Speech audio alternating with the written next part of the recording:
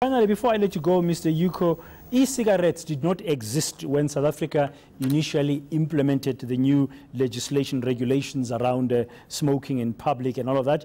They are now in place. The World Health Organization's framework recommends that e-cigarettes should be treated the same as, should be classified rather the same as cigarettes.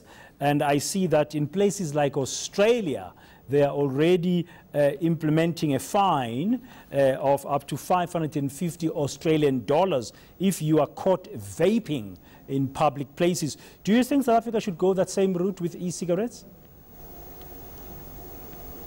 100%, and the definition of a tobacco product in the proposed legislation which Cabinet has now approved and which is going to Parliament, the electronic cigarettes and vaping devices and whatever you want to call them are included in the definition of tobacco products. So it will fall under the same legislation and the same controls as tobacco products. And the reason for this is very simple.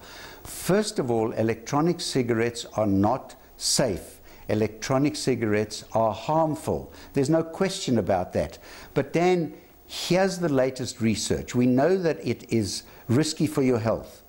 Howard College in the United Kingdom, together with Cancer Research UK, recently published a paper in the British Medical Journal which showed that children, and here's the risk, children start smoking or using these electronic devices which create huge dense plumes of smoke, and they're engineered to do that, and then they have competitions for blowing smoke rings and all that sort of stuff, and they have wonderful fruit flavors and exotic names, and so children are tempted to use those products. Here's the result of that research, bottom line. Children who experiment with electronic smoking devices, electronic cigarettes, are 12 times more likely to convert to combustible tobacco products and cigarettes which you light.